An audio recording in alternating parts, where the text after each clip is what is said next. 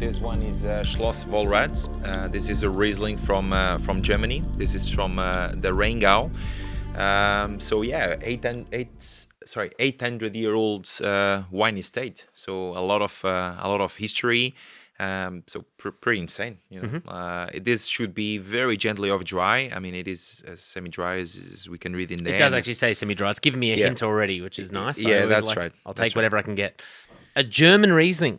Yeah, so German Riesling, I mean, look, it's as we have seen in the past episode, actually our first one, we've tried the Jim Barry Riesling, but that was, so much drier and warmer in alcohol. This is for me what actually Riesling is mostly about. For me, in my opinion, my favorite wine region or wine country for white wines is Germany. What? And it is, 100%. I love German Riesling. This is kind of an entry level one.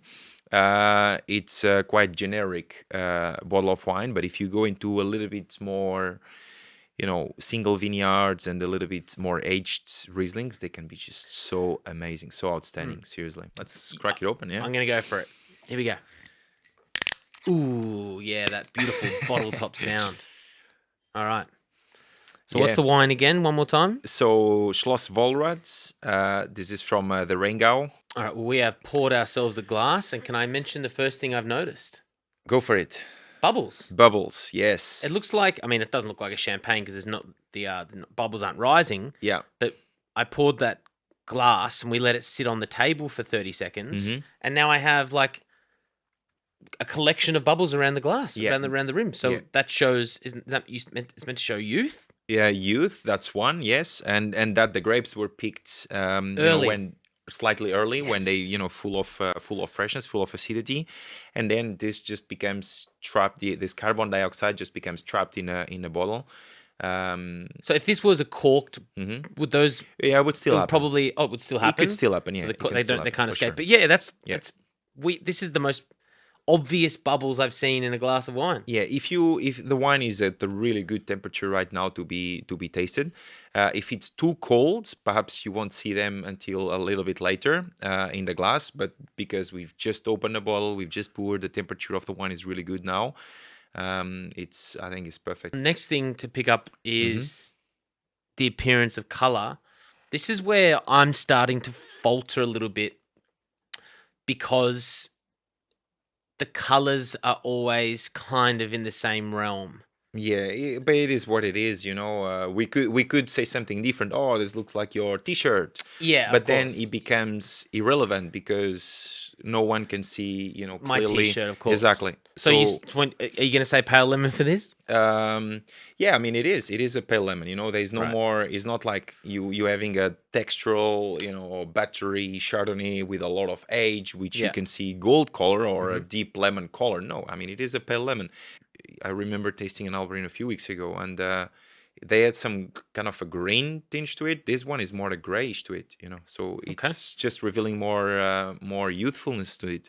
And if you think about the vintage, this is 2020. What we've tried before was 19, and the much warmer vintage. A much warmer region. This one is the colder region. So before we had more kind of a greenish tinge. This one is a more silver. So, Well, thank you. That helps with the idea of differentiating that color, because I am who I am, just a guy trying to learn. And I would find it difficult, especially for that Albarino, for example. I don't know if I'd be able to pick it. But that's when blind tasting becomes so difficult, because, all the wines at some stage will look the same, will look very, very similar.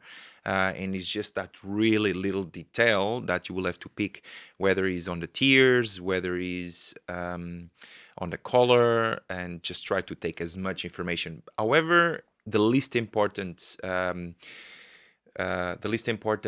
notes to take about the wine is in the color. We ready to get on the nose? Let's do it.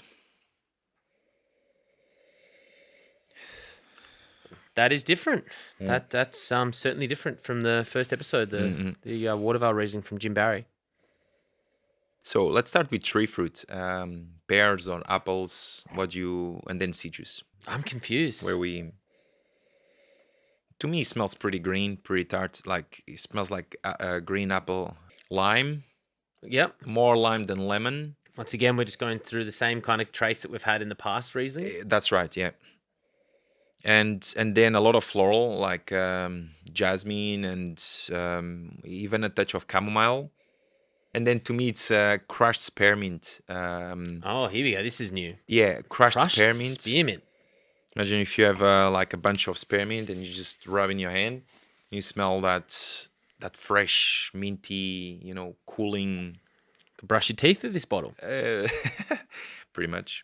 Okay, that's good because now I can differentiate in my head that's where kind of you can't and tell me I'm wrong. You can't say, spearmint's a German only Riesling type, right? Because like Australia, we didn't have that on that first bottle. I think it could be in some parts and in some wines, but I find it way more obvious in German Riesling. Yeah. Okay, that spearmint, that slight minty, slight rhubarb stalk. Like I can smell that freshness. I love that you can smell rhubarb stalk. And then I think lastly on the nose is really the minerality. So it's. That's what I was gonna say. Yeah, all right. That's what I held on to. Yeah. So if we were on to saltiness, and if you were to like imagine you're on sandy soil or you are in a very like slate, rocky, hard rock, or are we in clay?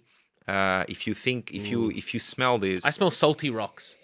Salty rocks. I mean, yeah. Well, okay. So salty rocks. Perhaps I would consider thinking that about more of the region of Albarino because we are very, very close to the coast. You have these sea breezes coming into the vineyards. The waves banging the rocks, and then you have this freshness coming through the region. In Germany, there's no ocean in this part, so there's the river, but it's mostly that hard rock schist, perhaps, yeah. But yeah, wet rock. Wet rock. I would call it wet rock. I mean, yeah, I'll take that. That's the first thing I smelled when I went right on the nose. It hit me right in the face. I was like, wow, this does smell salty. Yeah, that's it. And lastly, goes alongside the minerality. It's which adds into that perception is the slight sulfuric, because the wine is very green. You've seen the bubbles in the beginning.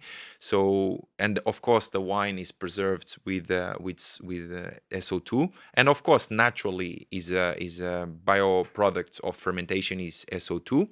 So it does smell a little bit like that, almost like burnt match. If you just light a match and then that slight smoke. Or gun smoke, I think they call. That's cool. I like that. What a great description. Can we try this one? Yeah, let's try it. Let's do it. Cheers. Cheers.